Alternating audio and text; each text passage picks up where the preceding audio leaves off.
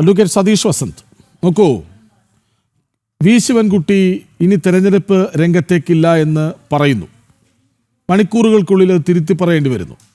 അവിടെ അതിനു മുന്നേ തന്നെ പ്രഖ്യാപിച്ചതാണ് രാജീവ് ചന്ദ്രശേഖർ സ്ഥാനാർത്ഥിയാകും എന്ന്. അദ്ദേഹം തന്നെ അത് പറഞ്ഞതാണ്. അത് നിങ്ങളൊക്കെ വലിയ പരിഹാസ രൂപേണ കണ്ടതുമാണ്. അദ്ദേഹം അന്ന് മുതലേ ആ പണി തുടങ്ങിക്കഴിഞ്ഞു. അപ്പോൾ രാജീവ് ചന്ദ്രശേഖർ വരും. ഇനി കഴിഞ്ഞ തവണ കെ മുരളീധരൻ ആയിരുന്നു അവിടെ കോൺഗ്രസിന് വേണ്ടി ബലിയാടായത്, എങ്കിലും വോട്ട് നേടി, പ്രചാരണ രംഗത്ത് സജീവമായി. ഇത്തവണ വി ശിവൻകുട്ടി അല്ലാതെ മറ്റൊരാൾ നിന്നാൽ ഒരു തരത്തിലും രക്ഷപ്പെടാൻ സാധ്യതയില്ലെന്ന് നിങ്ങളുടെ ബോധ്യമാണ് ശിവൻകുട്ടി മത്സരിച്ചേ തീരൂ എന്ന അവസ്ഥയിലേക്ക് നിങ്ങളെ കൊണ്ടെത്തിച്ചത്. അപ്പോൾ ബി ജെ പിയുടെ സാന്നിധ്യം, എൻ ഡി എയുടെ വളർച്ച, ഘടകകക്ഷികൾ ഒക്കെ ചേരുമ്പോൾ ഭയപ്പെടുന്നു എന്നതിൻ്റെ മറ്റൊരു തെളിവിനി വേണോ സതീഷ് വസന്ത്? രാജേ, നിയമത്തെ സംബന്ധിച്ച് ബഹുമാനപ്പെട്ട LDF-നെ സംബന്ധിച്ച് താഴെ വേറിട്ടുള്ള സ്ഥലം തന്നെ നിയമം. ഇപ്പം നിയമത്ത് നിങ്ങൾ വിചാരിക്കുന്നു ഇപ്പം തദ്ദേശ തെരഞ്ഞെടുപ്പിൽ കോർപ്പറേഷനിൽ വന്നപ്പോഴത്തേക്ക് കൂടുതൽ സീറ്റുകൾ നിങ്ങൾ നേടിയിട്ടുണ്ട്, ഇല്ലയെന്നൊന്നും നമ്മൾ സമ്മതിക്കില്ല.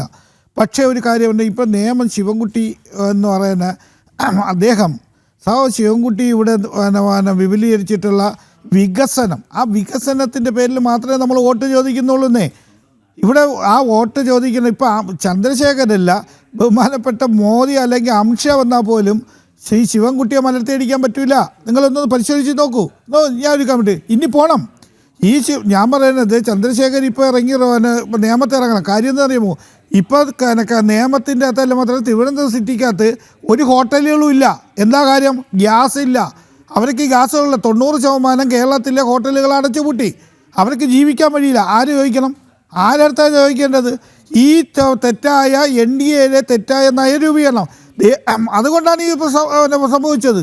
അമേരിക്കയ്ക്ക് അടിയറ വെച്ചുകൊണ്ട് മോഡി നിന്നുകൊണ്ടുള്ള ഒരു പ്രതിഫലനം കേരളത്തിലല്ല, ഇന്ത്യയാകമാനുള്ള ജനങ്ങൾ അനുഭവിച്ചിരിക്കുന്നത്. 90% ഹോട്ടലുകൾ പൂട്ടി. ഇപ്പം നാളെ തൊട്ട് ഓഫീസുകൾ എങ്ങനെ തുറക്കുമെന്നറിയില്ല. കാര്യം അവിടുത്തെ കേന്ദ്രമില്ല. കോടതികൾ എങ്ങനെ പോകണമെന്ന് അറിഞ്ഞൂടാ. നോക്കൂ, ഈ ഒരു അവസ്ഥയാണ് കേരളത്തിൽ NDA സൃഷ്ടിച്ചിട്ടുള്ളത്. ഈ NDA സൃഷ്ടിച്ചിട്ടുള്ള ജനങ്ങൾ അക്സെപ്റ്റ് ചെയ്യൂ. നിങ്ങളൊന്ന് പരിശോധിച്ച് നോക്കൂ. നിങ്ങൾക്കറിയാമല്ലോ, വയനാട് എന്ന് പറയുന്നത് ചൂരൽമലയിൽ നടന്നിട്ടുള്ള ഒരു മനസ്സാക്ഷിയെ ഞെട്ടിച്ചിട്ടുള്ള ഒരു സംഭവമല്ലേ. അവിടെ ഒരു രൂപ കൊടുത്തോ കൃഷ്ണരാജെ അവിടെ. എന്നിട്ടാണോ നോക്കൂ, ഇപ്പൊ എത്ര വീടുകളാണ് ഈ കഴിഞ്ഞ 2 ആഴ്ചക്ക് കളഞ്ഞത്? എത്ര നല്ല വീടുകളാണ്, എത്ര പ്രധാനമന്ത്രി വന്നപ്പോൾ നമ്മളെല്ലാം ആഹ്ലാദിച്ചു. അദ്ദേഹം എന്തെങ്കിലും തരും. ബാക്കിയുള്ള സംസ്ഥാനങ്ങളിലെല്ലാം കൊടുത്തിട്ടുണ്ട്. ഇത് ജനങ്ങൾ ചോദിക്കും, നിങ്ങൾക്ക് ചോദിക്കും, കണക്ക് എന്ന് ചോദിക്കും. ആ 738 കോടി രൂപയിൽ 470 കോടി രൂപ മോഷ്ടിച്ച് തിന്നിട്ടാണ് ഈ കേരളത്തിന്റെ മുഖ്യമന്ത്രി അവിടെ നാമമാത്രമായ വീട് വെച്ച് കൊടുത്തിരിക്കുന്നത്. നാമമാത്രം എത്ര വീട് ഒന്ന് പറയൂ? നാമമാത്രം 1 വീടോ 2 വീടോ 100 വീടോ? നിങ്ങളൊന്ന് പരിശോധിക്കുന്ന നോക്കുന്നേ. അവിടെ എന്ന് പറയുന്നത് നല്ല ലെവലിൽ ഒരു സിറ്റിയാണ് ഉണ്ടാക്കി കൊടുത്തിട്ടുള്ളത്. തിരുമല ടൗൺഷിപ്പ് ജനങ്ങൾ തിരിച്ചു കൊടുത്ത 738 കോടി രൂപയും കൊണ്ടുപോയി കട്ട് തിന്നതിന് ശേഷം കൃത്യമായ മറുപടി പറയേണ്ടി വരും.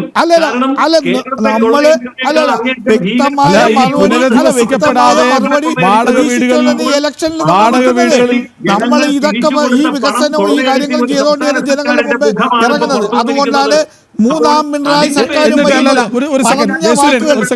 അങ്ങനെയെങ്കിലേ നിങ്ങളുടെ ഗൃഹസമ്പർക്ക പരിപാടി ഉണ്ടായിരുന്നല്ലോ, ഗൃഹസന്ദർശന പരിപാടി, അത് വിജയമായിരുന്നു. അല്ല, അതാണല്ലോ തദ്ദേശ തെരഞ്ഞെടുപ്പിൽ നിങ്ങൾക്ക് എന്താ പറ്റിയത്? നിങ്ങളുടെ ശക്തി കേന്ദ്രങ്ങൾ നിങ്ങൾ തോറ്റോ? ഞാൻ പറഞ്ഞിട്ട് അല്ല, സമ്മതിക്കുന്നല്ലോ. എന്തുകൊണ്ട് നിങ്ങൾ വികസനം എല്ലാവരിലും എത്തിച്ചത് കൊണ്ടാണോ തോറ്റുപോയത്? അല്ല, ഞാൻ പറഞ്ഞിട്ട് ഒരു തദ്ദേശ തെരഞ്ഞെടുപ്പ് തോറ്റു എന്ന് പറഞ്ഞുകൊണ്ട് നമ്മളത് പോയത്. നമ്മൾ പാർലമെന്റിൽ വന്നപ്പോൾ നമ്മൾ പ്രൊവൈറ്റിലോട്ട് അടിച്ചല്ലോ. ഞാൻ പറഞ്ഞിട്ട് തദ്ദേശ തെരഞ്ഞെടുപ്പ് എല്ലാ കാലത്തും തദ്ദേശ തെരഞ്ഞെടുപ്പും പഞ്ചായത്ത് മുനിസിപ്പാലിറ്റി നമ്മളെ കയ്യിൽ ഇരിക്കുന്നുണ്ടോ? ഇല്ലല്ലോ. ജനങ്ങൾക്ക് അങ്ങനെ ഹിതമില്ലാന്ന് വന്നാൽ നമ്മളത് തിരുത്തണം. തെറ്റുകളുണ്ടെങ്കിൽ തെറ്റ് തിരുത്താൻ വേണ്ടിയാണ് ജനസമ്പർക്ക പരിപാടി വെച്ചത്. ജനങ്ങളിലേക്ക് ഇടയിൽ ചെല്ലുകയും അവിടെ നമ്മളെ ഭാഗത്തു നിന്ന് എന്തെങ്കിലും തെറ്റുണ്ടോ, അത് നിങ്ങൾക്ക് സജഷൻ വച്ചിട്ടുണ്ടോ, അതൊരു ജനകീയ സർക്കാരിൻ്റെ ഒരു ജിജ്ഞാസയല്ലേ. അത് പോസിറ്റീവായിട്ടല്ലേ എടുക്കേണ്ടത്? പോസിറ്റീവ് ആവാൻ തെരഞ്ഞെടുപ്പിങ് എത്തണം. അല്ല, അപ്പോഴേ നിങ്ങൾ പോസിറ്റീവ് ആകും. ബഹുമാനപ്പെട്ട എന്തുകൊണ്ട് ഇപ്പോഴെന്ന് ഏതെങ്കിലും ഒരു കക്ഷി ചോദിച്ചാൽ നിങ്ങളുടെ മറുപടി കൊടുത്തതിനെ നശിപ്പിക്കലാണ്, അവർ അർഹിച്ചത് കൊടുത്തപ്പോൾ അതിനെ നശിപ്പിച്ചു കളയലാണ് നിങ്ങളുടെ പണി എന്ന് പറഞ്ഞ് ആക്ഷേപിക്കുക. ഇത്ര നാൾ ഇവിടെ ഈ 2000 രൂപ ആക്കാൻ ഇത്രയും താമസം എന്താ? ആക്കിയില്ലേ നമ്മൾ ഇന്നൊരു ആക്കിയില്ല എന്ന് ചോദിച്ചാൽ നിങ്ങൾക്ക് 5000 ആക്കി വെച്ചിട്ട് ഇറങ്ങിപ്പോവാലോ. നിങ്ങൾക്ക് 5000 ആക്കി വെച്ചിട്ട് ഇറങ്ങിപ്പോവാലോ. ക്ഷേമ പെൻഷൻ 5000 രൂപ ആക്കി എന്ന് പറഞ്ഞിട്ട് ഇറങ്ങിപ്പോവാലോ. ജനങ്ങൾക്കറിയാം ഈ സർക്കാർ LDF സർക്കാർ പറഞ്ഞ വാക്കുകൾ പാലിക്കും. ഇപ്പോൾ ചൂരൽമലയിൽ തന്നെ നല്ലൊരു ടൗൺഷിപ്പും എല്ലാം ചെയ്ത് അവിടെ ഇത്രയും നല്ല സ്കൂളുകളും എല്ലാം വന്നപ്പോഴത്തേക്ക് അവിടെ ജനങ്ങൾ നോക്കൂ. സമയമില്ല.